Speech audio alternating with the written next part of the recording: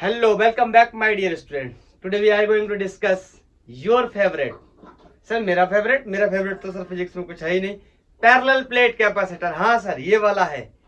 Cylindrical और spherical मेरे favourite नहीं थे. Okay, let's discuss about parallel plate capacitor. आज हम लोग पैरेलल प्लेट कैपेसिटर की बात करेंगे. क्लियर? दो प्लेट से मिलके बना होगा, पैरेलल प्लेट से मिलके बना होगा. लेट्स से मेरे पास एक कोई प्लेट ये है, नाम रख देता हूं ए प्लेट है, और एक दूसरी कोई प्लेट और है, नाम रख देता हूं बी प्लेट है. बोलो, इन दोनों पे मेरे को चार्ज देना पड़ेगा. तो लेट्स से मैं इस पे बोल दे रहा हूं प्लस सिग्मा डेंसिटी चार्ज है, इस पे बोल दे रहा हूं माइनस सिग्मा डेंसिटी चार्ज है. प्लस सिग्मा डेंसिटी क्यों, माइनस सिग्मा डेंसिटी क्यों?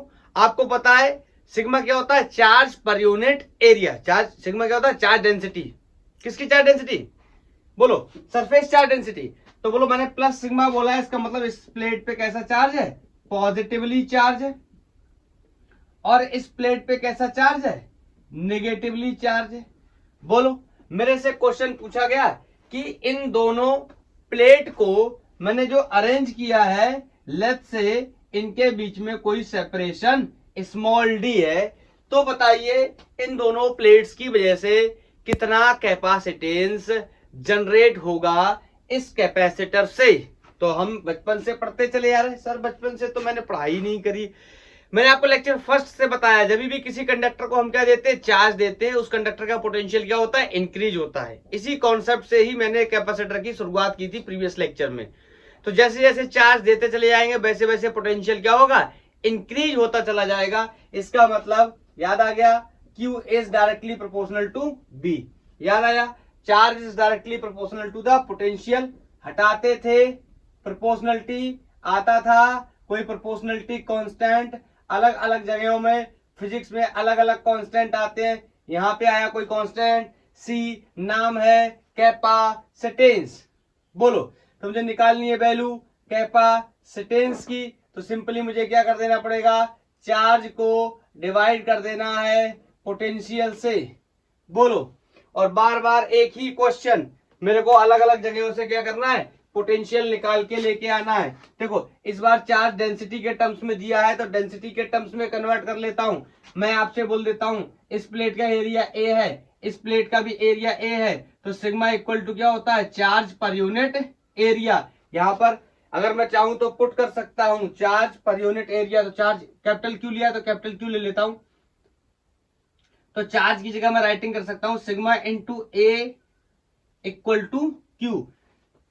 तो मैं यहां पे रखने चला चार्ज की वैल्यू को. चाहो तो ना भी रखो, कोई प्रॉब्लम नहीं है, बाद में रख लो, अपॉन बी. Equation first. अब जैसे ही मैंने प्रीवियस लेक्चर में कैपेसिटेंस की या कैपेसिटर को पढ़ने की शुरुआत की थी, मैं आपसे बार बार बोलता था अलग अलग केसेस में, जैसे स्फेरिकल के केस में या सिलेंड्रिकल के केस में भी मैं ऐसे ही लिखता था, यहां तक लिखता था. फिर मैं बोलता था क्या? पोटेंशियल की वैल्यू पता कर लो, काम हो जाएगा. सेम थिंग, इन दो प्लेट्स की वजह से कितना पोटेंशियल जनरेट हुआ है, ये अगर हम डिस्कस कर लें और पोटेंशियल की वैल्यू को यहां ला करके रख दें तो हमारा काम हो जाएगा. आपको मैंने पोटेंशियल और इलेक्ट्रिक फील्ड में एक रिलेशन बताया है. आप बताओ, यहां पर पॉजिटिव चार्ज है, यहां नेगेटिव चार्ज है, तो बीच में कोई ना कोई क्या जनरेट होगा? इलेक्ट्रिक फील्ड जनरेट होगा.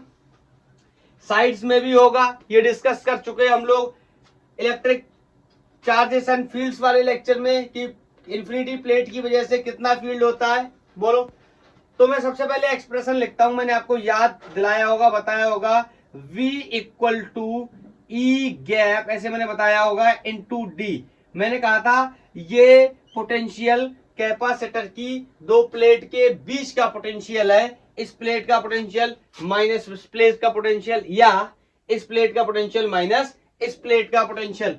ई गैप का क्या मतलब है? Electric field between the gap of the two plates, इनके बीच में कितना इलेक्ट्रिक फील्ड बना होगा.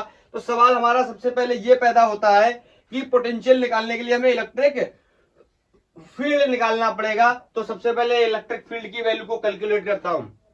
मैं आपको यहां लिख के बता देता हूं, हो सकता है आपको याद हो या आप भूल गए हैं। तो आपको याद होगा कि infinity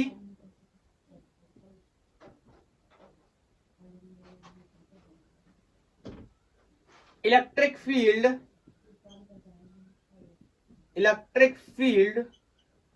due to a infinite या इन्फिनिटी शीट, याद आया? या इसी को हम प्लेट भी बोल सकते हैं।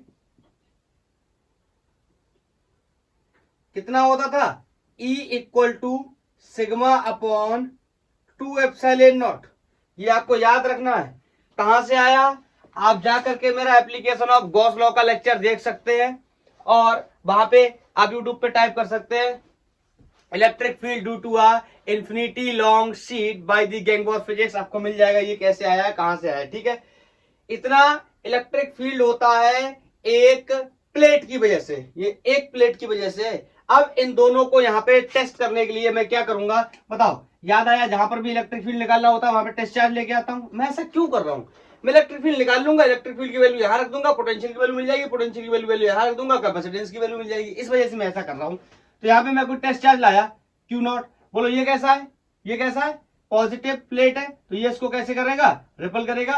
ये कैसा प्लेट है? निगेटिव प्लेट है, तो ये इसको क्या करेगा? ऐसे अट्रैक्ट करेगा। मतलब इसका फील्ड कोई क्या होगा? E1, इसका फील्ड कोई क्या होगा? E2।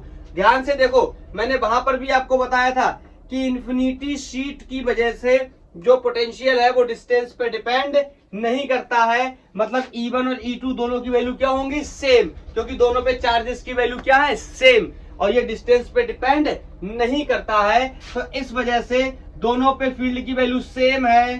तो बोलो मैं कह सकता हूं कि यहां पर नेट फील्ड बाहर कितना हो गया? 0। Is this clear? अगर ये डिस्टेंस पे डिपेंड करता तो इसकी वजह से फील्ड ज्यादा बनता, इसकी वजह से फील्ड कम बनता, लेकिन ये डिस्टेंस पे डिपेंड नहीं करता है। तो दोनों की वजह से फील्ड क्या बना? बराबर फील्ड बना और अपोजिट डायरेक्शन में बना। तो नेट फील्ड कितना हो गया? 0। इस साइड में भी यहाँ पर चेक कर लेते हैं। बोलो यहाँ पे कोई टेस्ट चार्ज रखा, तो ये वाला प्लेट क्या करेगा? अट्रैक्ट करेगा कोई E1 से। ये वाला प्लेट क्या करेगा? कोई रिपल करेगा E2 से। लेकिन मुझे पता है electric field due to a sheet depend नहीं करता किस पे? डिस्टेंस पे। तो दोनों ही फील्ड क्या होने वाले हैं? E ही होने वाले हैं। तो यहाँ पर E नेट अगर मैं फिर से बोल दूं तो क्या आने वाला है? 0 आने वाला है। एक बार मैं चेक कर लूं जरा, विजिबल है? हाँ।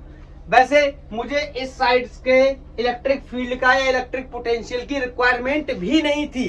क्यों?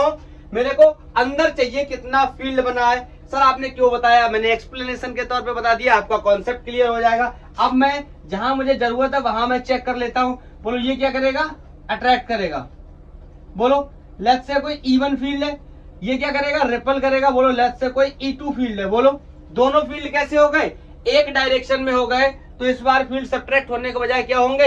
ऐड हो जाएंगे। तो मैं यहां पे निकाल दे रहा हूं net electric field between two plates of capacitor लिख दे रहा हूं, पैरेलल की बात ही कर रहे हैं। कैपेसिटर। बोलो कितना हो जाएगा? En। नेट फील्ड कितना हो जाएगा? दोनों एक ही डायरेक्शन में क्या हो जाएंगे? ऐड हो जाएंगे। We can say E1 plus E2। Let me check one time कि ये विजुअल है कि नहीं है। Yes it is visual. बोलो तो इन दोनों की वैल्यूज को मैं यहाँ पे रख देता हूं। E1 प्लस E2 यहाँ ऊपर निकाल लेता हूं, यहाँ ऊपर निकाल लेता हूं। Net electric field between the plates कितना आने वाला है? E1 की वैल्यू कितनी होगी? Sigma upon 2 epsilon not plus E2 की भी वैल्यू कितनी होगी? Sigma upon 2 epsilon not. हमें पता है कि किसी इंफिनिटी प्लेट या इंफिनिटी शीट की वजह से इलेक्ट्रिक फील्ड की वैल्यू कहीं पर भी कितनी होती है? सिग्मा अपॉन 2 एप्सिलॉन नॉट, क्योंकि ये डिस्टेंस पे डिपेंड नहीं करता। अब ध्यान से देखोगे तो sigma upon 2 epsilon not, sigma upon 2 epsilon not दोनों को जोड़ोगे तो ये 1/2 है। ये 1/2 कितना हो जाएगा? 1। इसका मतलब इलेक्ट्रिक फील्ड बोलो कहां? गैप मतलब इन दोनों के बीच में कितना आ गया? Sigma upon epsilon not. एक सेकेंड, अभी जो ई की वैल्यू निकाली है, इस वैल्यू को कहाँ रख देंगे, यहां रख देंगे, यहां से पोटेंशियल की वैल्यू मिल जाएगी। एक सेकेंड, मेरा कपड़ा खो गया, बोर्ड साफ करने वाला कपड़ा है, एक सेकेंड। रख दे रहे हैं इसकी वैल्यू को यहाँ पे, बोलो, मैं इसको हटा दे रहा हूं। तो यहां से मेरे को पोटेंशियल मिल गया, ई की वैल्यू रखने के बाद sigma upon epsilon naught A into D. बोलो इसको क्या कर दो, पुट इन इक्वेशन 1। तो यहां पे रखने चला C equal to sigma A upon B की वैल्यू कितनी है, sigma upon epsilon naught. Clear है? एक सेकंड, हाँ ये डी भी है साथ में, sigma upon epsilon not into D. ये पोटेंशियल की वैल्यू हो गई, यहां रखने चला। बोलो यहां सिग्मा से सिग्मा एलिमिनेट हो गया, तो C इक्वल टू ये पलट के ऊपर चला गया, एप्सिलॉन नॉट ये क्या हो गया, एरिया, ये क्या हो गया, डी। यहां से मुझे क्लियरली दिखाई दे रहा है, जो लेक्चर फर्स्ट में मैंने आपको बताया था ना सर, आपने लेक्चर फर्स्ट में बताया था कि कैपेसिटर की प्लेट्स के डायमेंशंस पे, मतलब शेप और साइज पे डिपेंड करता है, ऑफ कोर्स करता है। बोलो बोलो बोलो। तो यहाँ पे मैं ये सब हटा के थोड़ा सा और बताऊं, 1 2 3 नोटेड, ओके। ये मुझे मिल गया पैरेलल प्लेट का कितना कैपेसिटेंस होगा, epsilon naught A upon D. अब ध्यान से देखें तो C is directly proportional to A, मतलब जितने एरिया ज्यादा होगा प्लेट्स का, उतना कैपेसिटेंस ज्यादा होगा इस पैरेलल प्लेट कैपेसिटर का। बोलो दूसरा, C is capacitance is inversely proportional to separation, मतलब जितना कम सेपरेशन होगा, बोलो जितना कम सेपरेशन होगा उतना ज्यादा कैपेसिटेंस होगा, या ऐसा भी बोल सकते हैं जितना ज्यादा सेपरेशन होगा उतना कम कैपेसिटेंस होगा। एंड तीसरा, C is inversely proportional to the epsilon not.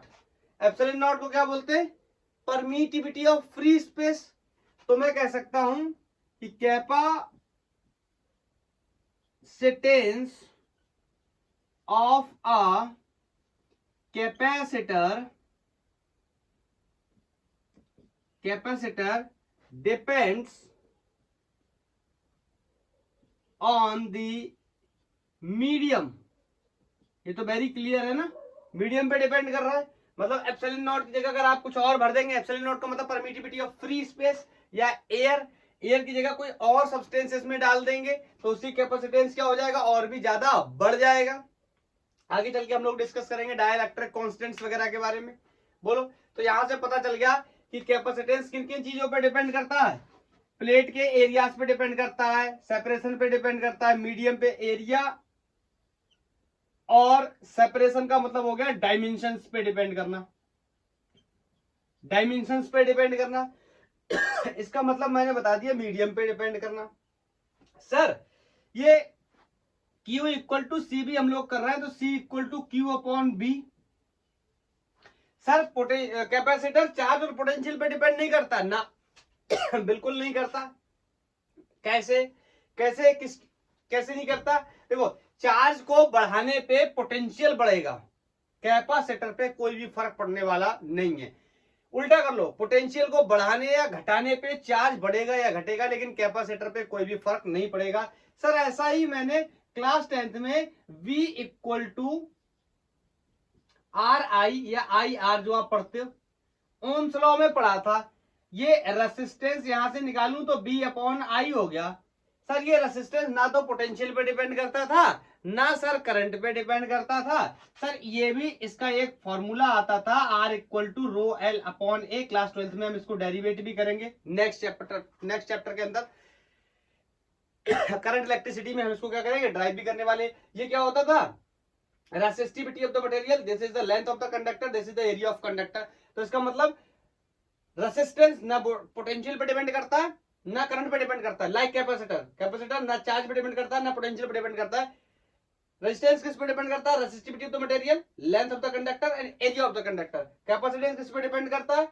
Medium, area of the conductor या area of the plate and the separation between the two plates. Clear है? तो ये फॉर्मूला हमारा आ गया पैरेलल प्लेट कैपेसिटर के लिए कि पैरेलल प्लेट कैपेसिटर का कितना कैपेसिटेंस होगा, that will be C equal to epsilon naught A upon B.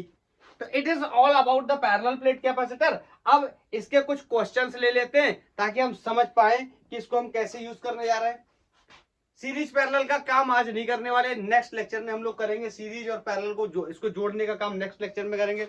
तो मैं बोर्ड को साफ करके कुछ क्वेश्चंस ले लेता हूं। Okay,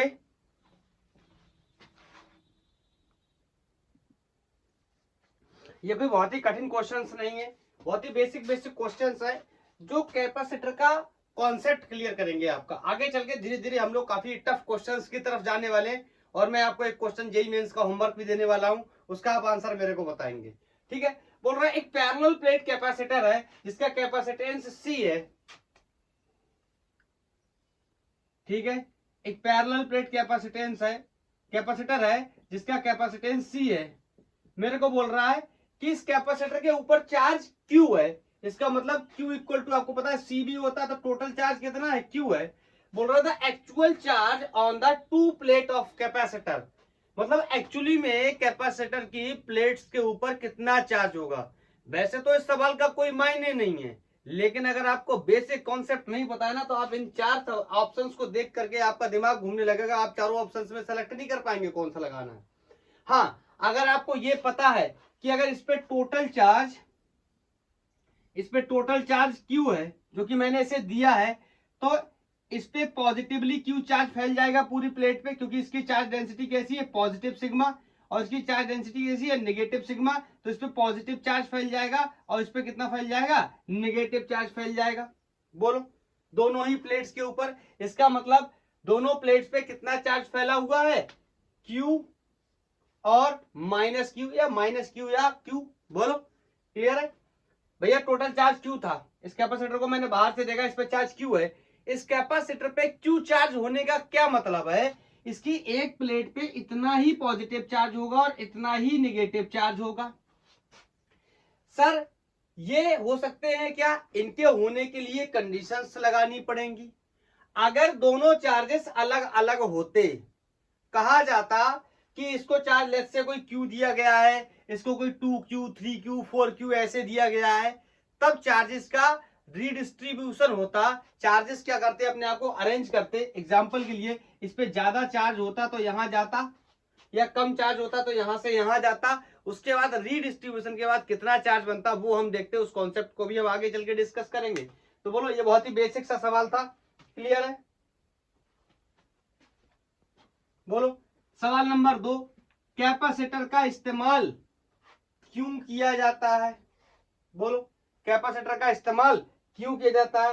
capacitor are used in electrical circuit. Capacitor are used in electrical circuit. Electrical circuit में यूज किया जाता है। किस लिए किया जाता है? where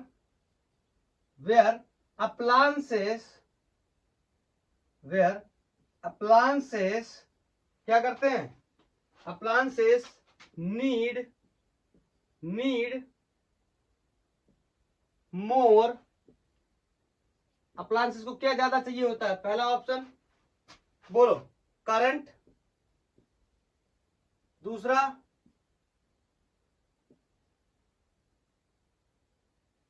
वॉट का मतलब पावर। तीसरा वोल्टेज। बोलो, या चौथा रेसिस्टेंस। सर ये तो बहुत ही बच्चे सवाल चल रहे हैं, कोई बात नहीं, बहुत कठिन सवाल भी आने वाले हैं। हमें पता है कि कैपेसिटर का काम क्या होता है? चार्ज स्टोर करना। इसका मतलब अगर वो चार्ज स्टोर करेगा तो चार्ज की क्या करेगा? सप्लाई। और आपको पता है चार्ज की सप्लाई, इतना तो क्लास 10th में पढ़ गए हैं चार्ज की सप्लाई विद टाइम, चार्ज की सप्लाई विद टाइम क्या बन जाता है, करंट बन जाता है। इसका मतलब अप्लायंसेस को क्या ज्यादा चाहिए होता है, करंट, तो हम यूज करते हैं किसका, कैपेसिटर का। बोलो बोलो बोलो बोलो। तीसरा क्वेश्चन, बहरहाल हम इसके बारे में डिस्कस भी कर चुके। आपको पता है कि कैपेसिटर की प्लेट के बीच का सेपरेशन बढ़ाने पे कैपेसिटर की वैल्यू क्या करती है, कैपेसिटेंस की वैल्यू क्या करती है, डिक्रीज करती है। बोलो क्या करती है, डिक्रीज करती है।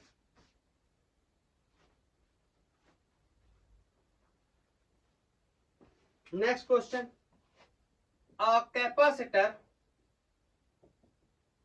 is placed far apart ना,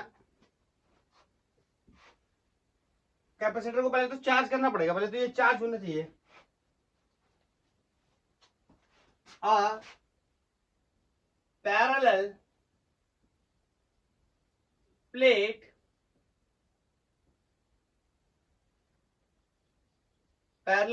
capacitor is charged, बोलो ये क्या कर दिया गया है, चार्ज कर दिया गया है। अब आगे बोल रहा है if the separation, ऐसे बोल सकते हैं, plates are puts apart, plates को दूर दूर रखा गया है। बोलो क्या होगा, ऑप्शन नहीं लिखूंगा, काफी टाइम लगने वाला है। बोलो बोलो बोलो क्या होगा, मैं बोल के बता रहा हूं, कैपेसिटेंस इंक्रीज करेगा, पोटेंशियल डिफरेंस इंक्रीज करेगा, टोटल चार्ज इंक्रीज करेगा, या चार्ज एंड पोटेंशियल दोनों ही सेम रहेंगे। बोलो बोलो बोलो बोलो क्या होगा, बोलो बोलो क्या होगा। A parallel plate capacitor is charge if plates are pulled apart, put नहीं है ये, पुल्ड अपार्ट है, पुल्ड अपार्ट। आपको पता है जब दो प्लेट्स को पुल्ड अपार्ट करेंगे मतलब उनका सेपरेशन बढ़ेगा, तो सेपरेशन बढ़ने का मतलब उनका कैपेसिटेंस क्या होगा, डिक्रीज करेगा। बोलो, तो कैपेसिटेंस डिक्रीज करने पे किसको फर्क पड़ेगा। देखो कैपेसिटर का एक्चुअली काम क्या था, कैपेसिटर का एक्चुअली काम क्या था, चार्ज को स्टोर करना। तो बोलो अगर कैपेसिटेंस ही घटने लगा तो बताओ कौन डिक्रीज करने लगेगा, चार्ज, चार्ज विल डिक्रीज। बोलो चार्ज क्या करेगा, डिक्रीज करेगा।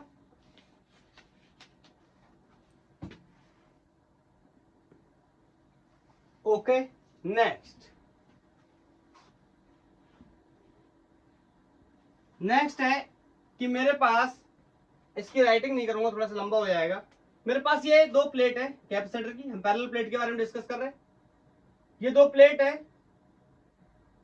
कैपेसिटर की, और मेरे से बोल रहा है कि इसका जो ये जो भी कंडेंसर बनाया गया है ये 8 सेंटीमीटर का सेपरेशन है, और इस परिस्थिति में जो इसका कैपेसिटेंस है दैट इज 10 माइक्रोफैराड।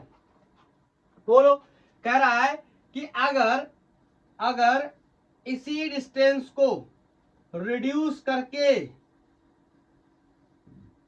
4 सेंटीमीटर कर दिया गया तो नया कैपेसिटेंस कितना हो जाएगा।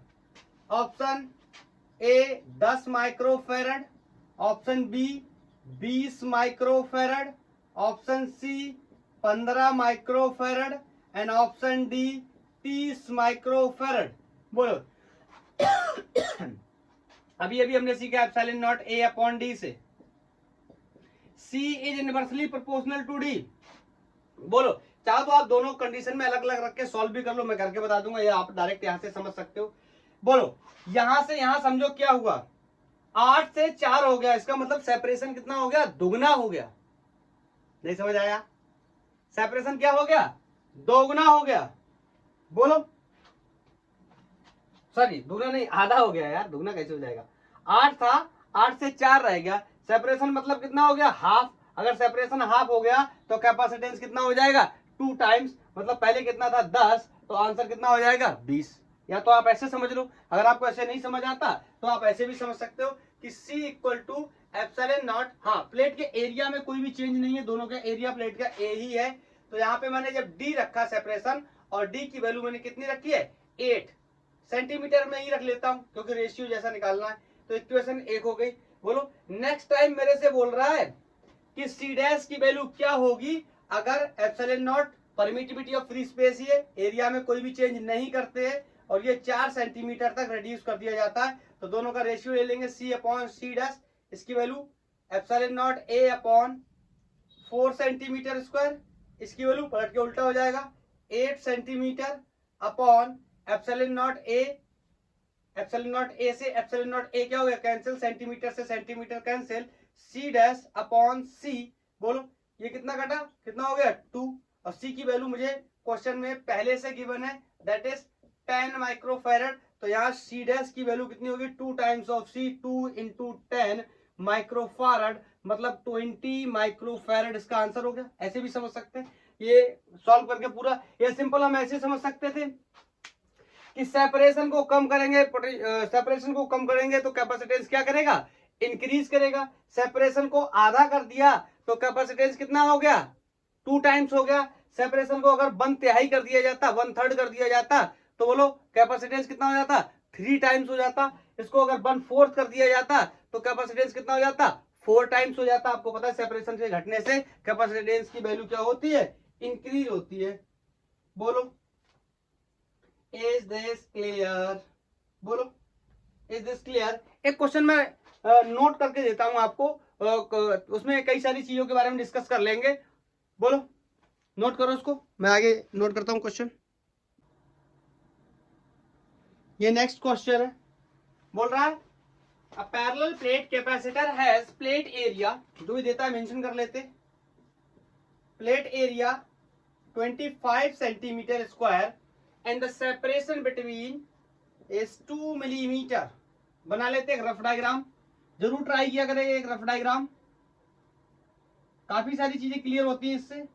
डी की वैल्यू दे रखी 2 millimetre and the separation, sorry D की value separation is 2 millimetre and the area of plate is 25 centimetre square, बाद में कन्वर्ट कर लेंगे मीटर वगैरह में। बोल रहा है इसको एक 12 वोल्ट की बैटरी से कनेक्ट कर दिया गया है। लेट्स से इसको एक बैटरी से कनेक्ट कर दिया गया, ये बैटरी कितनी है 12 वोल्ट की, तो यहाँ पे पॉजिटिव चार्ज आ जाएगा, पॉजिटिव टर्मिनल से कनेक्टेड है, ये नेगेटिव टर्मिनल से कनेक्टेड है तो यहाँ पे नेगेटिव चार्ज आ जाएगा। इतनी बेसिक बातें पता होंगी। बोल रहा है find the charge on the capacitor, बहुत ही इजी है मेरे लिए। बोलो Q इक्वल टू क्या होता है CV, चार्ज निकालने के लिए बस कैपेसिटेंस पता चल जाए तो कैपेसिटेंस यहाँ अलग से कैलकुलेट कर लेता हूँ, epsilon naught A upon D होता है। बोलो एप्सिलॉन नॉट की value 8.85 into 10 to the power -12 होती है, फिक्स वैल्यू है, याद होनी चाहिए, बहुत बार बता चुका हूँ। एरिया 25 सेंटीमीटर है तो मीटर करूंगा, 10 टू दी पावर -2 से मल्टीप्लाई करूंगा, फिर उसका स्क्वायर करूंगा, 10 टू दी पावर -4 हो जाएगा। डिस्टेंस मिलीमीटर्स में दे रखी, इसको मीटर में कन्वर्ट करूंगा तो ये कैपेसिटेंस किस में आ जाएगा फारेड में। क्लियर है, फारेड में आ जाएगा। सारी यूनिट कैसी रख दी SI यूनिट रख दी। तो इसको सॉल्व करेंगे और सॉल्व करने के बाद इसका जो आंसर आने वाला है that is 1.1 into 10 to the power 11 farad.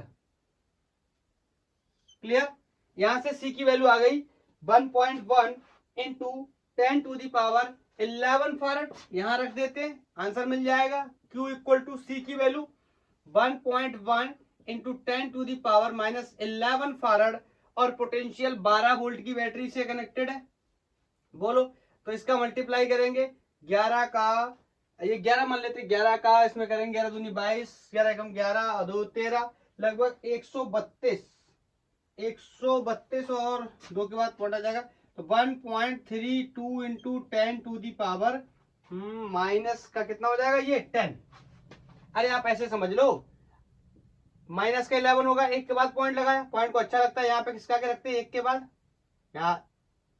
Clear, अब इसमें क्या ही समझाऊंगा यार। कूलम, इतना चार्ज आ गया, पहला पार्ट हमने सॉल्व कर लिया। दूसरे पार्ट में हमसे बोल रहा है if the separation is decreased by 1 millimetre मतलब 2 से 1 कर दिया गया, then what extra charge given to the battery by the positive plate, battery to the positive plate, positive plate हो या नेगेटिव प्लेट हो उससे कोई फर्क नहीं पड़ता, जितना चार्ज इसको देगा बैटरी उतना ही चार्ज क्या करेगा, इसको देगा।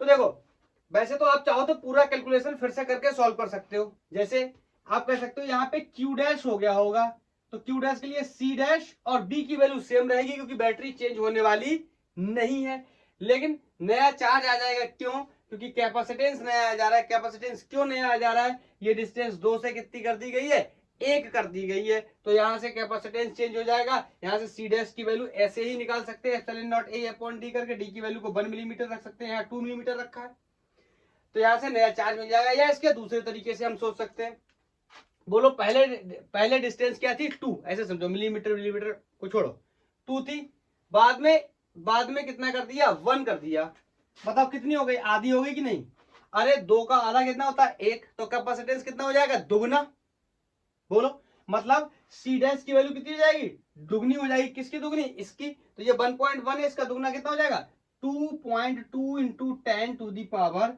-11 फैराड। आप चाहो वैसे सॉल्व करके देखना, इतना ही आएगा, क्लियर। और मेरे को सी डैश की वैल्यू पता चल गई तो मैं बी की वैल्यू यहाँ पे बहुत आसानी से निकाल सकता हूँ, सॉरी चार्ज की वैल्यू बहुत ही आसानी से निकाल सकता हूँ। क्यू डैश कितनी वैल्यू आ जाएगी, 2.2 इंटू 10 टू दी पावर -11 का 12 से मल्टीप्लाई कर देंगे, तो यहां पर जो नया चार्ज है उसकी वैल्यू कितनी आने वाली है, 2.64 into 10 to the power -10 coulomb. Is this clear. See मैंने कैसे निकाला, बहुत ही आसान है, ऐसे कह सकते हो, ये हाफ, ये यहाँ पे 2 था तो कैपेसिटर की वैल्यू इतनी आई थी, अब यहाँ 1 हो गया, इसका मतलब सेपरेशन हाफ हुआ, कैपेसिटेंस दुगना हो जाएगा, तो इसका दुगना, ये यहां से क्यू डैश की वैल्यू आ गई। कह रहा है कितना एक्स्ट्रा चार्ज देना पड़ा होगा, तो बताओ, ये चार्ज तो दिया है, पहले चार्ज कितना था, इतना, अगर एक्स्ट्रा चार्ज निकालना है तो इसको क्या कर दो, घटा दो, बहरहाल आंसर इतना ही आने वाला है। 132 दूनी 264 होते हैं, ये भी आपको समझ में आता है, तो मैं बोल सकता हूं एक्स्ट्रा चार्ज, मैं करके इसलिए बता दे रहा हूं ना, ये कॉन्सेप्ट कहीं पर भी लगे तो आप समझ पाओ। एक्स्ट्रा चार्ज का मतलब ये क्या था, नया चार्ज इतना देना पड़ा था बाद में, प्रीवियस चार्ज कितना था, क्यू, बोलो, इसमें से इसको घटा दूं तो एक्स्ट्रा चार्ज पता चल जाएगा, तो एक्स्ट्रा चार्ज की वैल्यू कितनी आ गई, 1.32 into 10 to the power -10 coulomb. अरे कैसे, ये तो समझ ही गए होगे ना, ये 264 है, ये 132 से घटाऊंगा तो कितना आ जाएगा, 132 मतलब 1.32 ही आ जाएगा, 10 to the power -10, 10 to the power -10, तो यहाँ पे भी 10 टू दी पावर -10, तो इतना एक्स्ट्रा चार्ज देना पड़ेगा किसको, पॉजिटिव प्लेट को, पॉजिटिव प्लेट को as well as negative plate को। बस पॉजिटिव प्लेट है तो इसको जो चार्ज देना पड़ रहा है वो कैसा है, पॉजिटिव। नेगेटिव प्लेट होता तो इतना ही चार्ज कैसा देना पड़ता, नेगेटिव। इज दिस क्लियर, बोलो, कोई डाउट तो नहीं है, मेरे हिसाब से तो नहीं होना चाहिए, बोलो। नेक्स्ट क्वेश्चन की बात करें,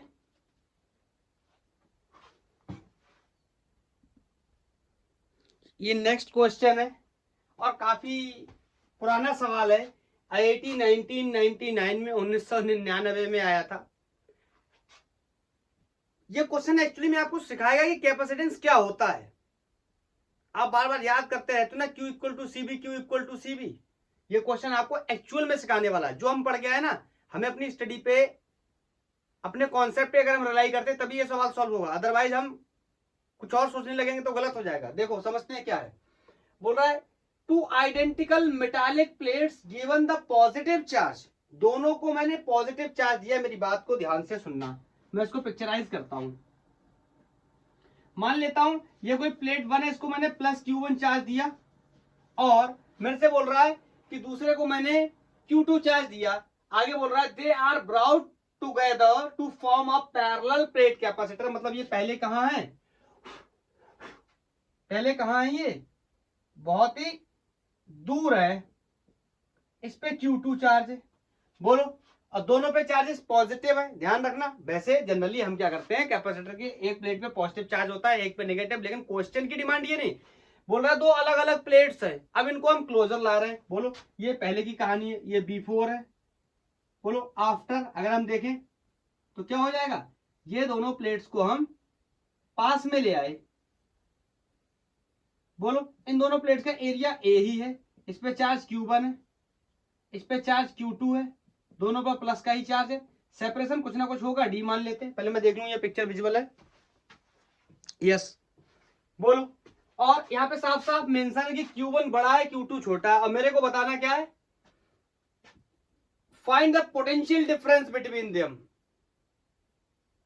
हर बार क्या करते थे कि potential Q equal to C भी लिखते थे या C equal to Q upon B करते थे, कैपेसिटेंस की वैल्यू फाइंड करने जाते थे। यहां पर कैपेसिटेंस की वैल्यू फाइंड नहीं करनी, क्योंकि कैपेसिटेंस की वैल्यू हमारे सामने गिवन है, कितनी है, C equal to epsilon naught A upon D। और क्वेश्चन में ऐसा टर्म दिया भी नहीं गया है, मतलब हमें C ही यूज करना है। हमसे कह रहा है कितना पोटेंशियल होगा। बोलो, कॉन्सेप्ट मैंने आपको बताया था कि कैपेसिटर की दोनों प्लेट के बीच में कितना पोटेंशियल होता है, ई गैप, इलेक्ट्रिक फील्ड गैप में कितना है, इनटू सेपरेशन कितना है। बोलो, इलेक्ट्रिक फील्ड हमने निकाल रखा है, गैप में कितना होता है, सिग्मा अपॉन एप्सिलॉन नॉट।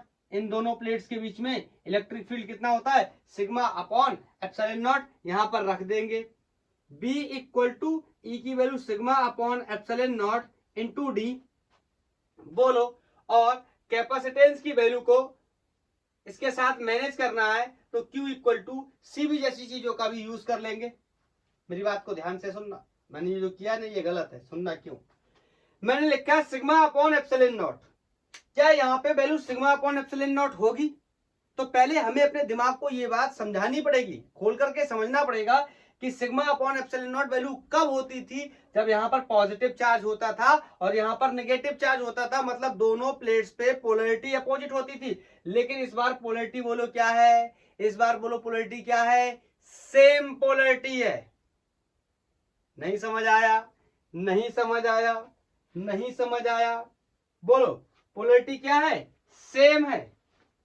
तो कैसे करेंगे, मैं इसको हटाता हूं, एक्चुअली लॉजिक की तरफ चलते। तो पहले तो मैं कोई ऐसे करके मेरे को पोटेंशियल बताना है, तो Q equal to C B, तो यहां से B बताना है, B equal to Q upon C, Q net करना पड़ेगा, अपॉन सी इक्वेशन 1 कर लेता हूं। यहाँ पे Q की वैल्यू और C की वैल्यू को डालेंगे, C की वैल्यू C है, पोटेंशियल की वैल्यू हमें निकालनी है, जैसे भी आप समझ लो, ठीक है। अब मेरे को इंपॉर्टेंट क्या करना है, इंपॉर्टेंटली मेरे को यह करना है कि यहाँ पर सबसे पहले मेरे को इलेक्ट्रिक फील्ड निकालनी है। तो बताओ, हम यहाँ पे क्या रखेंगे, एक टेस्ट चार्ज रखेंगे। बोलो, ये क्या करेगा, रिपल। ये वाला प्लेट क्या करेगा, रिपल। ये वाला प्लेट भी क्या करेगा, रिपल। यहाँ कोई E1 फील्ड, यहाँ कोई E2 फील्ड, वो अलग बात है, वो अलग बात है कि मुझे पता है कि इलेक्ट्रिक फील्ड प्लेट्स की वजह से या इंफिनिटी शीट की वजह से सिग्मा अपॉन 2 एप्सिलॉन नॉट होता है। ये डिस्टेंस पे डिपेंड नहीं करता, तो दोनों की वैल्यू बराबर होगी। इसका मतलब इलेक्ट्रिक फील्ड के अंदर जीरो हो गया? नहीं। बोलो क्यों? अगर दोनों चार्ज बराबर होते तो इलेक्ट्रिक फील्ड जीरो हो जाता और इसके अंदर कोई भी पोटेंशियल डिफरेंस क्रिएट नहीं होता, कोई भी इलेक्ट्रिक फील्ड क्रिएट नहीं होती। लेकिन ऐसा नहीं है, चार्ज क्या है, Q1 बड़ा है। तो इसी बात को यहाँ पे मैं सॉल्व करने चला। तो E net can be right E minus E। बोलो, E1 E2 मान ले रहा हूँ किसी को, इसको E1 मान ले रहा हूँ, इसको E2 मान ले रहा हूँ। बोलो क्यों माना है? E की वैल्यू को मैं लिख सकता हूँ sigma upon 2 epsilon not. 2 epsilon not तो कॉमन है, सिग्मा दोनों के लिए अलग अलग होगा। क्यों? क्योंकि चार्ज डेंसिटी क्या है, अलग अलग।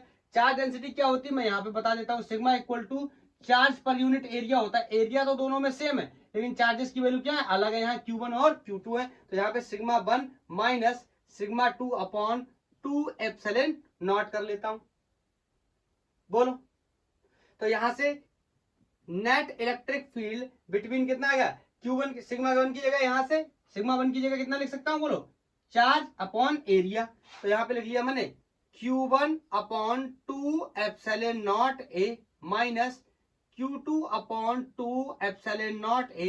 यहां पे ध्यान से देखो तो 1 अपॉन 2 एप्सिलॉन नॉट A क्या आ गया, कॉमन। अब मैं ये फोटो तो हटा ही सकता हूं, क्योंकि ये आपको लॉजिक मुझे बताना था जो कि आप समझ चुके हैं। तो यहां से आगे देखेंगे, नेट इलेक्ट्रिक फील्ड अंदर बचा 1 अपॉन 2 एप्सिलॉन नॉट A को मैंने कॉमन कर लिया। यहां चार्ज बचा Q1 माइनस Q2। क्लियर है? Q1 minus Q2। Electric field पता चल गया, पोटेंशियल बताना है, इसको हटा दूं। इलेक्ट्रिक फील्ड पता चल गया, पोटेंशियल बताना है, ये सब हटाओ ड्रामा, सबसे बेहतर है यहां से सॉल्व कर ले रहे हैं। V equal to E gap into D.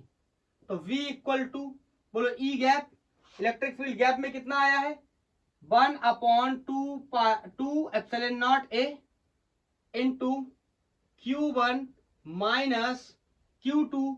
Q1 minus Q2 क्यों कर रहे हैं, ये बात आपको बेहतर तरीके से समझ में आ रही है। Q1 क्या है, बड़ा तो बड़े में से छोटा घटा दे रहा है, इंटू डी। बोलो क्लियर है।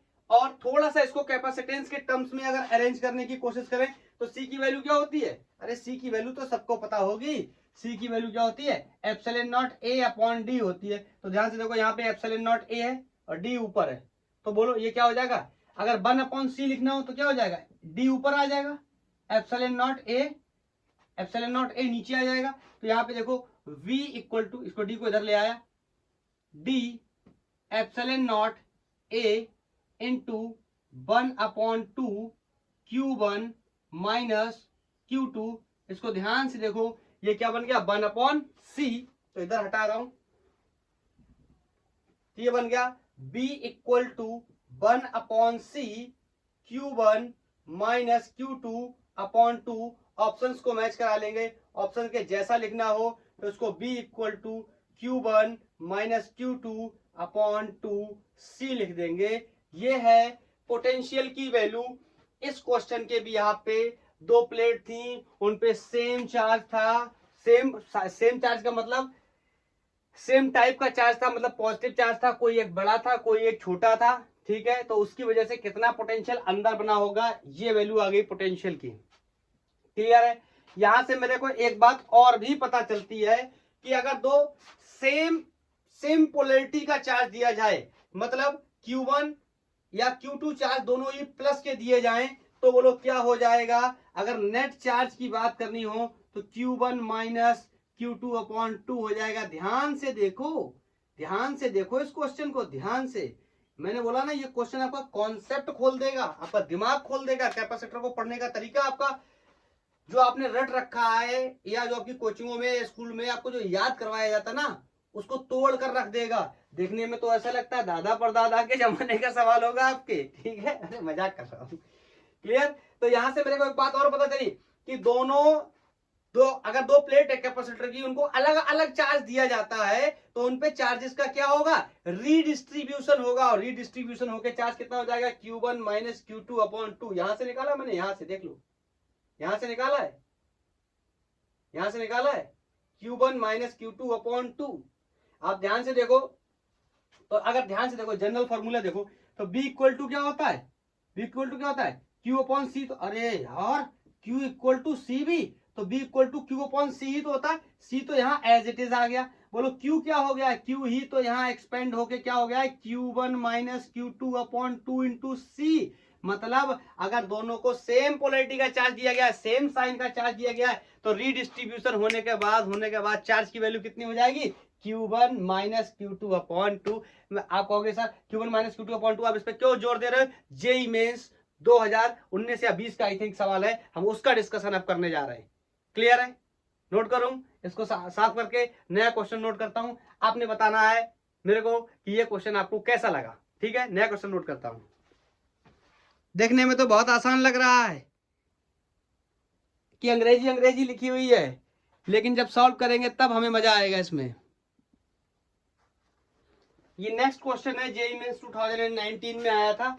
बोल रहा है कि एक कोई पैरेलल प्लेट कैपेसिटर है जिसका कैपेसिटेंस 1 माइक्रोफैरड है। उसके बाद बोल रहा है one of the plate is given 2 coulomb charge, 2 micro coulomb charge, and another is given plus 4 micro coulomb charge respectively. The potential difference drop across the capacitor. बिल्कुल जो पुराना सवाल कराया था उसी कॉन्सेप्ट पे बेस्ड है, आसानी से हम इसको सॉल्व कर लेंगे। बोलो एक्चुअली क्या होता है ना, मैंने अभी शुरुआत में आपने देखा बड़े हलवा सवाल कराया। कैसे सवाल करा रहा हूं बताओ, कि इलेक्ट्रिकल जो कैपेसिटर है उसका क्या यूज है, दोनों की प्लेट पे कितना चार्ज होगा। तो कुछ लोग सोचेंगे, देखने आएंगे लेक्चर को, सोचेंगे ये तो बहुत हलवा पढ़ा रहा है। लेकिन आपको पता है, जो मेरे से पढ़ता है मैं उसको पूरी तरीके से पता है कि हम लोग बिल्कुल जीरो से स्टार्ट करते हैं और मैक्स टू मैक्स लेकर के जाते हैं। तो मेरा ये सारे लोगों से रिक्वेस्ट है कि जो लोग भी लेक्चर को देखते हैं वो पूरा देखा करें, बहुत कुछ सीखने और समझने के लिए मिलेगा। और लास्ट में हम लोग एक क्वेश्चन छोड़ देंगे आपके लिए होमवर्क में। तो पहले इस क्वेश्चन को सॉल्व कर लेते हैं, इसका आंसर कर लेते हैं, हमारे लिए बहुत ही आसान होने वाला है। बोलो, बोल रहा है 2 प्लेट है, या चाहो तो आप पुराना वाला कॉन्सेप्ट पूरा लगाओ, फिर से इलेक्ट्रिक फील्ड की वैल्यू निकालो, सब कुछ करो, चार्ज का अरेंजमेंट निकालो, या आपको पता अभी अभी तो निकाल के आया ही है तो आप ऐसा भी कर सकते हो। बोलो Q इक्वल टू, बोलो Q equal to C B, तो B equal to Q upon B equal to Q upon C, और C की वैल्यू मुझे क्वेश्चन में दे रखी है कितनी, 1 माइक्रोफैरड। और आपको पता है ये जो Q है अरेंजमेंट के बाद क्या हो जाएगा, Q1 minus Q2 upon 2 after redistribution. अरे भैया एक पे ज्यादा एक पे कम है तो रीडिस्ट्रीब्यूशन होगा, मैंने कुछ देर पहले भी बोला था आपको, ये कुछ चार्ज इससे इस पे जाने लगेगा, तो फाइनली इक्विलिब्रियम में आने के बाद रीडिस्ट्रीब्यूट होने के बाद चार्ज की वैल्यू इतनी बचेगी। अभी अभी हम लोगों ने डिस्कस भी किया था प्रीवियस क्वेश्चन में, जस्ट प्रीवियस क्वेश्चन में। तो यहाँ से बी की वैल्यू कितनी होगी, बड़े में से छोटा घटा देंगे, चलो एक बार लिख देता हूँ, Q1 minus Q2 upon 2C, ये फॉर्मूला हो गया, फॉर्मूला याद करने की कोई जरूरत नहीं है। तो यहाँ से वैल्यूज को डाल देते हैं, Q1 let's say 4 microcoulomb minus 2 microcoulomb upon 2, ये तो हो गया चार्ज। कैपेसिटर हमें गिवन है, अगर नहीं गिवन होता तो C equal to epsilon naught A upon D से इसको भी निकाल लेते। अगर प्लेट का एरिया और उनके बीच का सेपरेशन दिया होता तो आसान कर दिया है तो अच्छी बात है। यहां से बचा कितना, 2 माइक्रो की वैल्यू को एक्सपोज कर देता हूं, 10 to the power 6, 10 to the power minus 6, ये कूलम, ये माइक्रो से, अरे माइक्रो का मतलब 10 टू द पावर माइनस 6 लिख दिया मैंने, यहाँ 2, ये कितना माइक्रो, ना लिखता तो भी सही रहता, कट जाता है ये माइक्रो कूलम नहीं, ये माइक्रो फारड होगा।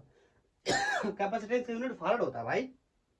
2 into 1 into 10 to the power 6, बोलो पोटेंशियल है तो वोल्ट्स में ऑफकोर्स आने वाला। तो यहां से B इक्वल टू, देखोगे ये 10 टू द पावर 6 से 10 टू द पावर 6 मर गया, ये 2 से 2 मर गया, आंसर आ गया 1 वोल्ट। मतलब जो पोटेंशियल की वैल्यू है कैपेसिटर में वो कितनी गिर जाएगी, कहां तक गिर जाएगी, तो बोल रहा है 1 तक गिर जाएगी। क्लियर है, क्लियर है। ये जेईई मेंस 2019 का सवाल हमारे लिए बहुत आसान था, क्यों, क्योंकि हमने आईआईटी एडवांस 1999 के क्वेश्चन से एक बहुत ही इंपॉर्टेंट कॉन्सेप्ट सीखा। अगर दोनों पे, हाँ इन दोनों पे माइनस चार्ज होता तो बात यही रहने वाली, क्योंकि इसका फील्ड क्या करेगा, अट्रैक्ट करने लगेगा, फिर इसका फील्ड अट्रैक्ट करने लगेगा, फिर दोनों को घटा देंगे, बिल्कुल सेम रीडिस्ट्रीब्यूशन ऐसे ही होगा। अगर दोनों पे पोलैरिटी चार्जेस की कैसी सेम साइन के चार्जेस हैं, दोनों पे प्लस चार्ज है या दोनों पे माइनस चार्ज है, तो रीडिस्ट्रीब्यूशन के बाद इतना चार्ज बचने वाला है, बोलो, या इक्विलिब्रियम में आने के बाद इतना चार्ज बचने वाला, ये हमने प्रीवियस कॉन्सेप्ट से ये निकाल लिया। तो आप इस बात को याद भी रखना, हर बार में आप इतना सॉल्व नहीं कर सकते, हर बार में आप इतना सॉल्व नहीं कर सकते, इससे बेहतर आपके दिमाग में ये कॉन्सेप्ट भी रहना चाहिए कि दोनों प्लेट्स को अगर सेम चार्ज दिया जाता है और मेरे से पोटेंशियल का डिमांड करता है, एक सेकेंड, पोटेंशियल का डिमांड करता है, तो मैं किस तरीके से सॉल्व करूंगा, यहां पर मैं देख लूंगा कि Q1 और Q2 की वैल्यू किस तरीके से है, उनका क्या कर लूंगा, एवरेज एक प्रकार से, एवरेज तो नहीं है, माइनस घटाया गया है, एवरेज तब होता जब जोड़ के आधा कर देते। बोलो क्लियर। मैं नेक्स्ट क्वेश्चन नोट करता हूं बोर्ड पे,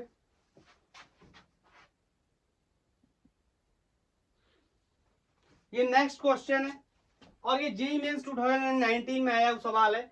बोल रहा है कि एक प्लेट है, एक plate parallel plate capacitor with the area दिया है, ईच प्लेट का एरिया, बोल रहा है are kept at the separation इतना, इसका मतलब कैपेसिटेंस की वैल्यू हमें दी है, epsilon naught A upon D से हम उसकी वैल्यू कैलकुलेट कर लेंगे, एरिया और सेपरेशन दिया है। बोल रहा है if the electric field between the plate is इतना, इलेक्ट्रिक फील्ड प्लेट्स के बीच में हमें दिया गया है इतना है। बोलो फिर हमसे बोल रहा था मैग्नीट्यूड ऑफ चार्ज बताइए, तो बोलो मैग्नीट्यूड ऑफ चार्ज बताना है हमें, क्या हम इसको सॉल्व कर पाएंगे, मेरे हिसाब से बहुत ही आसानी से हम इसको सॉल्व कर लेंगे। बोलो, और ये सवाल हमारे लिए होमवर्क में रहने वाला है, इस क्वेश्चन को आपने सॉल्व करना है और सॉल्व करने के बाद मेरे को बताना है कि कौन सा ऑप्शन इसका सही होगा। क्या मैं कुछ हिंट करूं, मुझे तो लगता भी नहीं है कि हिंट करने की रिक्वायरमेंट है, बिल्कुल सिंपल है, Q इक्वल टू सी भी लगाएंगे, C हमें पता है कैसे, C equal to epsilon naught A upon D, A हमें पता है, D पता है, यहां से C पता चल जाएगा। बोलो चार्ज हमसे पूछा गया, हमें पोटेंशियल को ही सिर्फ निकालना है, तो पोटेंशियल को निकालने के लिए E गैप इंटू D का यूज कर सकते हैं, सेपरेशन हमें पता है, इलेक्ट्रिक फील्ड गैप्स के बीच में हमें दिया, यहाँ से पोटेंशियल निकाल लेंगे, यहाँ पर वैल्यू रखेंगे और हमें वैल्यू मिल जाएगी किसकी, चार्ज की। करना आपको और बताना है। बोलो, आज के लिए इतना ही। थैंक यू, धन्यवाद। कैपेसिटर की सीरीज स्टार्ट हो चुकी है जिसमें 2 लेक्चर हो चुके हैं। पहले हमने स्फेरिकल और सिलेंड्रिकल कैपेसिटर के बारे में डिस्कस किया, आज हमने पैरेलल प्लेट कैपेसिटर के बारे में डिस्कस किया। अभी कैपेसिटर के बीच में, प्लेट्स के बीच में एयर ही भरा हुआ है, कोई डाइलेक्ट्रिक वगैरह इंट्रोड्यूस नहीं किया गया है। और आगे चल के हम लोग डिस्कस करेंगे, डाइलेक्ट्रिक को इंट्रोड्यूस करेंगे, फिर बैटरी को हटाएंगे, बैटरी को लगाएंगे, connection of battery and disconnection के केसेस भी देखने वाले। उसके साथ साथ स्टूडेंट्स को बहुत कठिन लगता है सीरीज और पैरेलल कॉम्बिनेशन ऑफ कैपेसिटर, तो हम लोग आगे चल के डिस्कस करने वाले हैं नेक्स्ट लेक्चर में कि सीरीज और पैरेलल कैसे जोड़ते हैं हम, कब सी इक्विवेलेंट कैसे निकालते हैं, क्या कॉन्सेप्ट होता है उसका। आई थिंक ये इस लेक्चर को आपने बहुत एंजॉय किया होगा। शुरुआत बहुत ही बेसिक रही होगी, बहुत ही हल्का लग रहा होगा और लास्ट में आते आते आपको मजा ही आ गया होगा। क्लियर? तो थैंक यू, धन्यवाद। आज के लिए इतना ही। अगर आपका कोई सजेशन है तो आप मुझे बता सकते हैं।